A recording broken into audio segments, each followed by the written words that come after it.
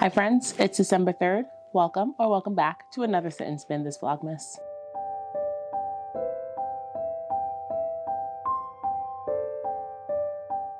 Hello and welcome to Stitches and Starlight. My name is Tashiana, but you can call me Tashi because that's what all my friends do, and we're friends now. I'm coming to you from my home in Brooklyn that I share with my husband Joshua and the two hell kittens, actual cats not humans, Minerva and Astoria, and this is my corner of the internet where we talk about all the things I'm making, whether I'm knitting or spinning or sewing or potentially weaving. It is just fiber joy and wool chaos all the time.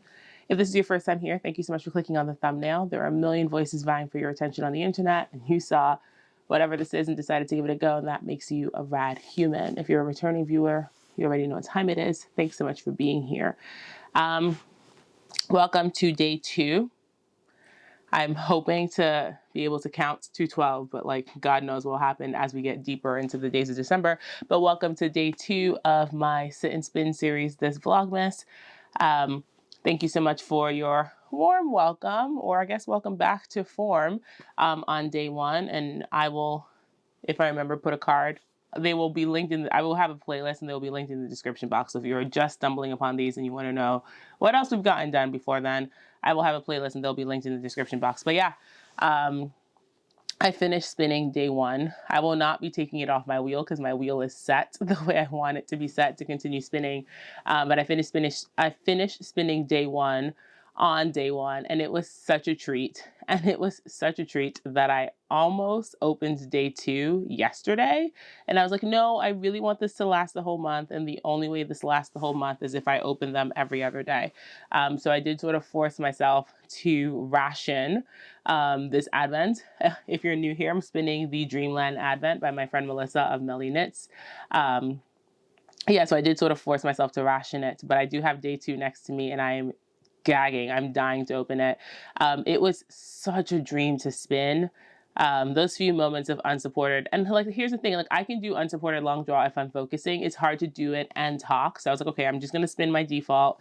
But those few moments where I got that unsupported draft, I was like, oh, Melissa really knows her way around wool, and she really knows her way around fiber prep, and it's a real treat to be able to spin. It's a real treat to be able to spin her work. And when your friends are doing cool stuff, it's a real treat to get to support and hang out with the cool stuff your friends are doing. So that is my spiel. We're going to get right into the present dance, and we're going to open today's fiber because I really want to see what the situation is. Because from what I understand, Dreamland is a gradient. So I am going to, and I said this on day 1, my plan is to spin 3 days to a bobbin and then chain ply it. So I'm going to keep spinning right on top of the cool purple that we started spinning on day 1. So let's open this. We cue the present dance.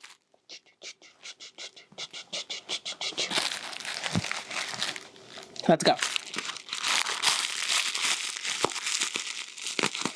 All right. Here's a little day 2 label with a fun stamp. And let's see what's in this. Oh, interesting. Okay, so this is just a hair lighter. I feel like I should take this off my wheel. This is just a hair lighter. So here's day 2. And it is just a touch lighter than day 1. Like, unless you have them side by side, it is hard to appreciate. But this is a touch lighter and a touch warmer, which means if this is how the rest of the days go, this is going to be a really gentle gradient. And I'm really glad I'm sticking to my plan of chain plying it. But yeah, I had someone comment and they were like, you got a lot of yarn out of that little bundle of wool. And I'm like, yeah, hand spinning is cool like that, especially woolen spinning. You really want to maximize yardage. You spin your yarn woolen. It's a really easy way to maximize yardage. I did not sample on this. I'm just sort of spinning, so I have no idea what yardage I'm looking at. I'm hoping to get somewhere around, after chain plying it, maybe a DK weight. And per 4 ounces, probably get 300 yards. And since this is 12 of those, well, it's 25 grams. It's close to 12 ounces. I might get 900 yards from the whole project. We'll see. I think if I spin my default and this behaves the way that I think it will, I think I might get close to 900 yards for the project. And then I am going to knit the shawl that was designed for this gradient. I'm committing to the bit. So I haven't decided if I'm going to spin and knit or finish all the spinning and then knit during that week from Christmas to New Year's, or do all the spinning and cast on in January. Like, I haven't decided what the vibe is, but I do think it might be more, I think it might be smarter to do all the spinning and get my total yardage and then actually do some like math about how I knit the project versus like, the cats are like losing their minds, so sorry if you can hear that. Versus like doing spinning and knitting, and then not knowing how much yarn I have. So once we get deeper into this project, I'll make decisions. But yeah, here's day 2. Oh, it's so squishy, it's so soft. Let's get spinning.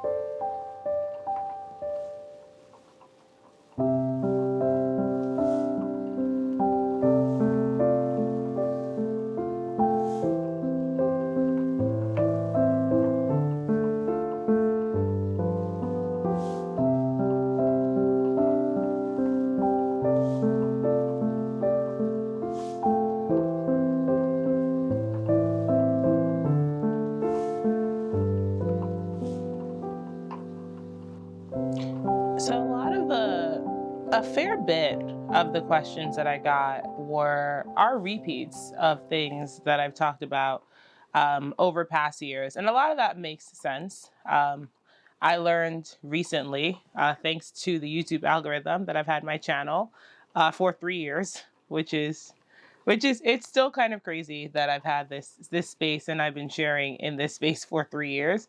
But yeah, I learned while I was actually right after my birthday, which, like, you know, happy birthday to me. That I had this channel for 3 years. And so a lot of it makes sense that I would get repeat questions because the channel has grown. And like, I don't expect everyone to go watch the entire backlog, like the entire catalog of videos that I already have, especially if like Vlogmas is not your situation, like Vlogmas is not your vibe, whatever have you. But a fair bit of the questions that I've gotten were repeats of things I've already talked about. And I was looking at that and I was thinking about it and I was like, it sort of does make sense to repeat a lot of that because the last time I talked about this stuff, a lot of this stuff was 2 years ago. My approach to making has changed a little bit. Some things are deliriously, delightfully the same, but my approach to making has changed. A lot of it has expanded a little bit. And a lot of the way that I approach wool has changed, and like my personal ethos, some of the things have evolved over the last 2 years. Like, we are all dynamic creatures, and as we change and evolve, sometimes the things that we do and the way we engage with the world also changes and evolves. So I thought it'd be interesting to repeat some of that stuff. And one of the questions that popped up a fair bit was talking about my fleet of spinning wheels. Do I have favorites? Do I have wheels that I don't use anymore? Do they serve particular functions? And I remember doing that during my first Vlogmas, actually, during the very first year that I did this. So 2022, I remember talking about my fleet of wheels, and it has changed significantly since then, namely the wheel that we're spinning on, I did not have at that time. So I thought I would introduce you to my fleet, to my flock, to the things that help me make the things that I then use to make the things. So the wheel I learned to spin on was a Spinolution Bullfrog. And I've told this story multiple times, but I bought that wheel intending to spin art yarn for tapestry weaving, and then immediately realized I did not want to spin art yarn. Thankfully, that wheel came with a variety of ratios and could get down either to 15:1 or 18:1. It was definitely at least 15:1. I think it could get down to 18:1. So there were a number of finer ratios on that wheel. And that was the wheel I learned to spin on. I bought that wheel sight unseen. I was just going through Instagram and looking at what all the art yarn spinners were spinning on, and then made the decision based on what I saw the people who were making the yarn I thought I wanted to make were spinning on. So that wheel comes with a 16-ounce flyer, and that is just that's standard. That's not even upgraded. It comes standard with a 16-ounce flyer and 16-ounce bobbins. And then I bought 8-ounce bobbins 3D printed, and it was a wild, wild thing when you learn to spin on a wheel. Guys, I think this fiber is different from day one, but it also could be, no, it's different. It's just different enough. Like, I'm looking at it and I'm trying to figure out if I'm losing my mind a little bit, but it is just different enough that I do think there's a gradient happening, which makes sense. It's supposed to be a gradient, but it's also like playing tricks on me. Yeah, so that wheel comes with a 16-ounce flyer, and I had 8-ounce bobbins, and it was a bit of a mind bending exercise going from 8-ounce bobbins to 4-ounce bobbins. I remember when I bought my Lendrum and I put that 4-ounce bobbin on my wheel, and I was like, oh, this is tiny. Like, this is crazy. This is what people use all the time. It was wild. So yeah, so that wheel has 8-to-1, which is its largest ratio, and it comes down to 15-to-1.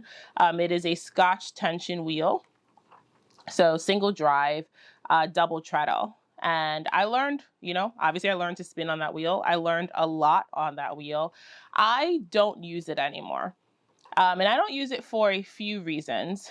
One, I find the treadle action to be a little bit heavier, having now transitioned to 4-ounce bobbins. Moving a 16-ounce flyer does require a fair bit of work. And I had told myself I was going to keep that wheel to ply on. Like, I was going to ply on the 8-ounce bobbins. And I don't find that I do that. And I don't find that I think about it often enough to finish spinning on one wheel and then go ply on the other. I also have a very particular method of plying. And so I like to ply at the exact, I like to ply on the same wheel that I spun my singles on and then ply down a ratio. And I'm sure I could find something that is similar enough to plying down a ratio if I go from wheel to wheel. But it's sort of that thing that's ingrained in my head. So switching from wheel to wheel is not a thing. It is a thing that I thought I would do. It is not a thing I do. If I start a spin on one wheel, I don't even ply on my electric wheels. I know that's a thing that a lot of people do. They spin their singles on their wheel and then they ply on their electric wheels. I finish the spin that I started a wheel on. So I kept that wheel with the intention of plying on it. I never reach for it. A few people have asked me if I've thought about rehoming it. And frankly, the only reason I have not rehomed it is because of nostalgia, because I like looking at it and I like knowing that that is the wheel that I learned on. I have not touched that wheel in 2 years, probably longer. So realistically, it should go to someone else who is interested in learning to spin and who would give that wheel a proper home, because it is in excellent condition. I keep saying I'm not precious with my things, but I do take very good care of my tools. It is in excellent condition and it should go to another home when I am ready for the emotional labor of parting with that. But that was my first wheel. And that's a castle style wheel. I don't know if I said that, but that's a castle style wheel. And from there, I bought a Lendrum double treadle secondhand.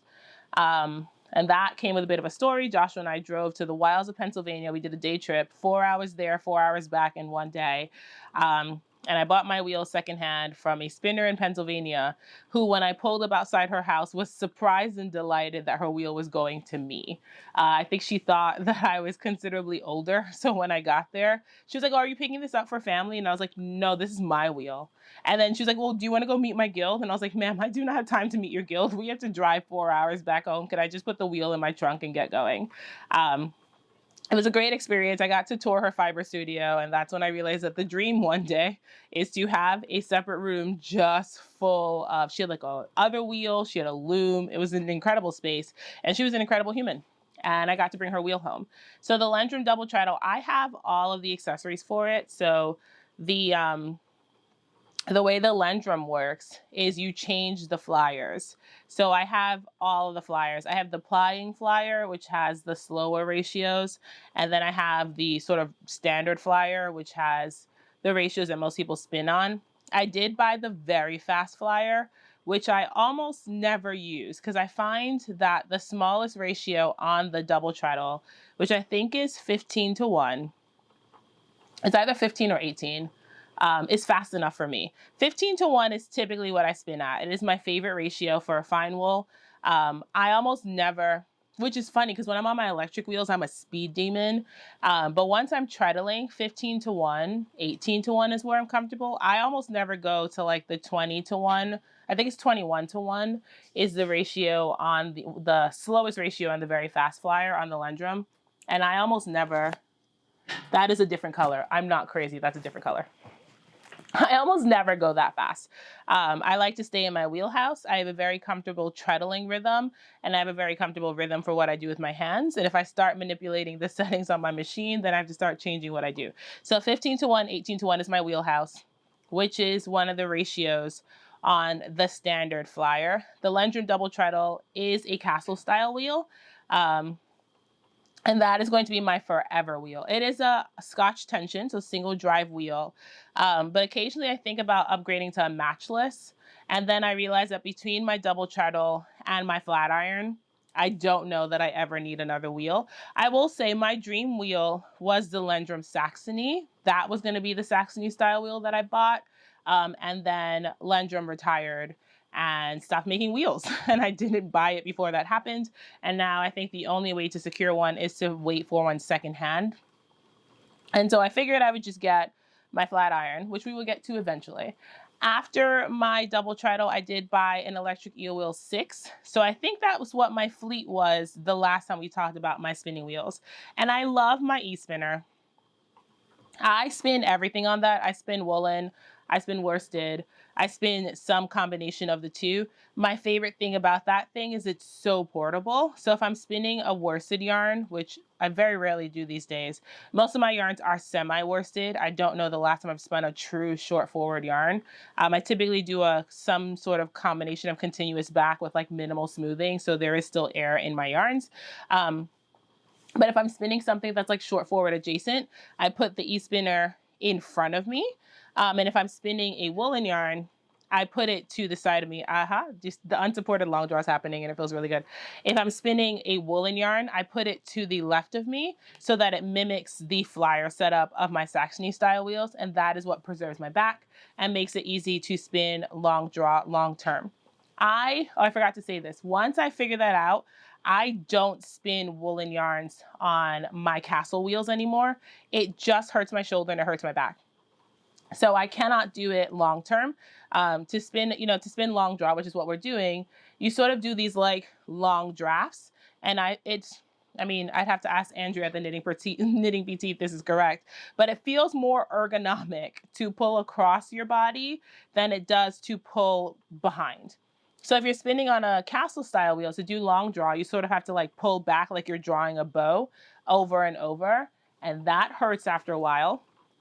Whereas I can sort of pull across my body forever. Like I put my shoulders in a neutral position, and I can just sort of do this like till the end of time. So if I'm spinning a woolen style yarn on my e-spinner, I put it to the side of my body so that it mimics that sort of like flyer setup, and then I just spin across my body. I love my e-spinner. I'm now taking it outside. It wasn't a thing that I did before, but I did buy a battery pack, and I now take it outside. It is so small. I mean, it's not like tiny, but it is very portable, and it's pretty lightweight, and it is an easy thing to sort of pull out and get a few treadles in at like a coffee shop or whatever have you. That thing goes fast. It goes pretty fast. I've had to change the motor on it. So the thing about I have the 6. I've heard the 6.1 has a lot of these fixed. I've had to change the motor on mine twice, but Maurice sells the motors and like there's videos to walk you through how to change it. And when I say I've had to change my motor, I mean Joshua has had to change my motor for me. And once we changed the motor, it was like back up and running. But that is a thing to think about. Again, I don't know how the 6 compares to the 6.1's motor. It seems to have fixed a lot of the concerns that people had with the 6, but I love my 6. I see no reason to upgrade. I spin a lot of really fine yarns on that thing because it goes fast. Well, it can go fast. Like you don't have to run it fast, but it can go fast. And I really appreciate how fast it goes because when I'm not treadling, I draft really quickly. I think the treadling like sort of mitigates how fast my hands go. But once I stop treadling, I just go. And so it's really nice to have a machine that can keep up with me. So yeah, I think that was what my fleet was the last time we talked about it. So since then, after that, I bought the Daedalus Starling. And I'm sure you're like, Tasha, if you have the EW6, why did you need a Starling? Well, two reasons. Well, actually, several reasons. But the first reason was I was tired of having motor issues with my 6. And at the time that I had signed up for the Starling list, so one of I think the only way still to get a Starling is either to get it like at a show. I hope my hair was not on my mic this entire time. That'll be really frustrating if it was. Hold the phone. Yeah, so I think this is true, that the only way to get a Starling is to get it at a show when they're bringing them, or to sign up for the list, and then you just wait till your name is on the list. And when I signed up for the list, I was having motor issues with my 6, and I was getting very frustrated with it. And I was like, I'm just gonna get another e-spinner. There are some days that I call the Starling an upgrade, and there are some days it feels like a lateral move. And it is considerably more expensive than the EW6. It is considerably more substantial than the EW6. It is a heavier machine. It feels like it's made better. But again, it is considerably more expensive. I think once you add in bobbins and you add in the speed controller, it is, I want to say 3 times the cost of the EW6. So you would hope with spending that much more money, you are getting a more substantial machine. My favorite part of the whole Daedalus system is the speed controller, because the speed controller works in increments of 0 to 100. And so I can perfectly nail my speed every time. When you have a speed dial, and this is it with ratios, like I know that I'm spinning at a ratio, and the ratio that I'm spinning is the ratio that I'm spinning. When you have a speed dial, which is what the EW series has, and you have a knob from 1 to 6, nailing it from that, like, you can get pretty close, right? But if you're like spinning 3/4 of the way between 1 and 2, and your speed dial gets knocked a little bit, then you got to really find that sweet spot that's 3/4 of the way between 1 and 2. Which again, I do all the time, but there's something about how precise the speed controller is on the Daedalus where I can just set, I'm spinning this at 63, and every time I pick this up, even if my speed controller gets adjusted, even if I switch between projects between then, I know that when I come back to this fiber, like I'm spinning a sweater on that, and I occasionally, oh, that's my alarm. Hold this phone. That was my it's time to get ready for work alarm, which I've already done. I've already showered and put on most of my clothes, so I'm like ahead of the game. But I like how precise the speed controller is. So I like that I can set it, again, I was saying I'm doing a sweater spin, and occasionally I stop that sweater spin and I work on like a little 4-ounce project to have like a little snack in between. And I do like that when I pick back up that sweater spin, I know exactly what the settings were for that sweater spin, and I can just pick it back up and keep going. And I don't have to spend, some time faffing around with getting the speed right. So there is that. I don't know that the bobbin capacities are significantly different. I can put 6 ounces on both bobbins. I think that every time I've tried to put more than 6 ounces on my 6, it starts getting angry at me. So I never put more than 6 ounces on it.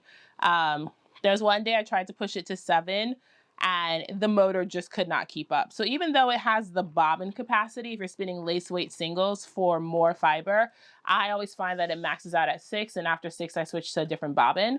I have never put my Starling through its paces past 6 ounces. That's just where I stop. If I'm spinning a sweater, I divide my fiber in 6-ounce lots, and that's sort of where I stop. So I don't know. It probably could hold up more. That is a thing that could happen. The other thing that I have for my Starling is I did buy the lace flyer, which goes even faster because, sometimes Tazhi wants to zoom. And I do enjoy spinning very, very fine singles. So I spin very fine singles on my lace flyer. I'm actually going to be starting a sock spin, and I'm going to spin the sock spin on the lace flyer. Now, the lace flyer was, again, pretty expensive. So between the lace flyer and the extra 3 bobbins that I bought and my Starling, that is not a cheap setup. I do think it's worth it. I think the engineers at Daedalus are very, very smart, and I really enjoy that machine. That is not a thing that I will take outside of my apartment. It is considerably larger. than the EW6. And since I have the 6, my Starling stays at home. I did take it with me to Seattle. I had to take it apart, and that was not my jam. And I don't know that I'll ever do that again. When flying with the 6 is so much easier because it's smaller and I can just check it. And my Starling is considerably larger. So if you're flying with that, that is a large amount of space that you have to allocate to your suitcase, but just a really, really well-crafted machine. I really, really enjoy mine. No regrets. I do use both of them. I find that I use my Starling more, and I think that's just because my Starling is always out, and it is kind of hard to have 2 e-spinners out, but I do use both of them. The bobbins for the Starling, because that's the other thing to think about, is if you're like me and you have multiple projects ongoing at the same time, the bobbins for the Starling are very expensive. So it is not just startup costs, it's maintenance costs. I think I have, the last time I checked, like 21 or 24, because they come in packs of 3. Bobbins for my EW6. They come in packs of 3. They're flat packed and they're like $25 tops. The Starling bobbins come in packs of 3 and they are $100. So that is a considerable difference. I have 6 bobbins for my Starling, and then I have 3 bobbins for the Lace Flyer. I also do have a bobbin winder, so that helps my bobbins go pretty far, because when I'm done with something, I just wind it off onto storage bobbins, and that frees up one of my spinning bobbins. But it also does mean that I can't have too many whips ongoing, and I sort of have to finish a bobbin and wind it off so that I can keep spinning. So that's my 4th spinner. And my last spinner in my fleet is the one that I'm spinning on, and this is my Shacked flat iron. And I do think this is my final wheel. Oh, I will say the Starling can go Scotch or Irish tension. I hate spinning in Irish tension. Like I don't like it. I don't like anything about it. I appreciate that there are people out there who love Irish tension. I am not one of those people. So I do not spin in Irish tension. So my Starling stays firmly in Scotch. I know Irish tension is also useful for rewinding singles. So if you wanted to do that, but I rewind onto a bobbin winder, so I don't use that sort of feature as it's not a thing that appeals to me because I don't need it. But yeah, you can use Irish tension if you had empty bobbins for rewinding singles. And that is a cool thing that the Starling can do. But yeah, my last wheel, and I think my final wheel, unless Lendrum Saxony turns up and it's in an incredible condition, and then I will probably have to sell this off to justify buying that. But I think my last wheel, at least my last wheel for a very long time, is my Shacked flat iron. I always wanted, the second I discovered long draw, I knew that I would eventually want a Saxony style wheel, because again, spinning long draw on a castle wheel is not the most ergonomic and is not the most comfortable thing to do. And so I knew that one day I was going to get a Saxony style wheel. This is, and I know we're supposed to treat all of our children equally, this is my favorite. This is my favorite wheel. If I had to give up all of my wheels and I could only keep one, this would be the one that I would keep. I can spin, so this has the capability of being set in double drive and in Scotch. I only spin on this in double drive because I set it up in double drive and I don't want to take the drive wheel apart to put the tension band on to use it in Scotch. And I really like double drive. I love the take up. I love how light the take up is. Now the downside to double drive that and this is me being a little bit nitpicky and like my personal quibbles, I can't wind as tight and tidy a bobbin with double drive, because double drive works really well on a really light take up. And the easiest way to get a tight and tidy bobbin is with higher tension. And so there's a bit of a trade-off. So my bobbins coming off of this tend to be really airy, kind of loosey-goosey. And so I cannot pack as much fiber onto the bobbins coming off this wheel as I can onto the bobbins coming off my Lendrum when I spin in Scotch. But this is my baby. This is my baby. I have 2 whirls for this. I have the medium whirl and the small whirl is what I think Shacked calls them. And I do like that the way you adjust the ratio on this is you just change the whirl. So you don't have to change any flyers. And the whirls are, if I decided I wanted to buy matchless, which I don't know that I will, but never say never. I do like that the whirls are interchangeable across the Shacked system. And I do have, and I've never used it, but I do have the large flyer for this. So if I ever did want to apply 8-ounce skeins, I do have the large flyer, and maybe one of these days I will experiment. I have never used it. I've just been sitting with my 4-ounce flyer and having the time of my life. I've had this wheel, I bought this in March, so I've had it for just under a year at this point. I've spun 2 sweater quantities on it already.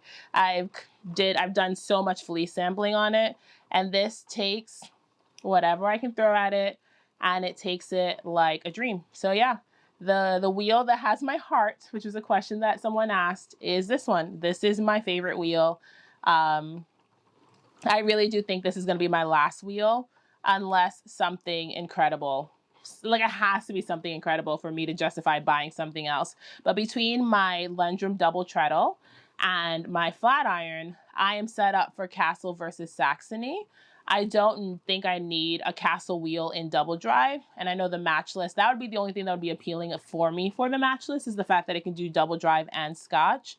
I don't know that I need a Castle wheel that can set up for double drive. I think I'm fine with spinning in Scotch tension, because I think the only thing I would want double drive for is for a woolen yarn, because having the tension be so low, it just really helps me make these really airy, like these lofty, sometimes like they feel like gossamer. And I like routinely when I'm drafting, if you can see what I'm doing, I am checking that my fiber is twist locked, because it is so airy that it feels like it can't be. Like it feels like it's just wispy and it's gonna blow away.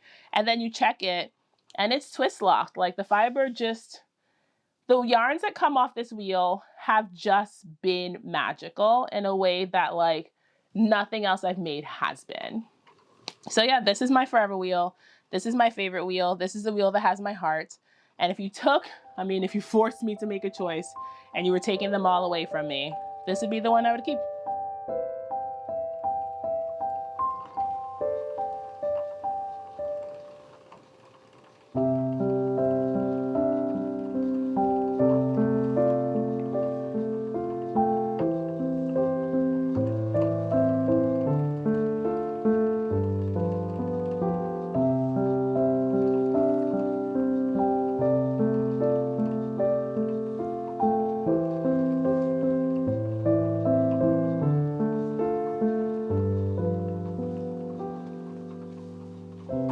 So that's it for day 2, guys. Thanks so much for hanging out with me.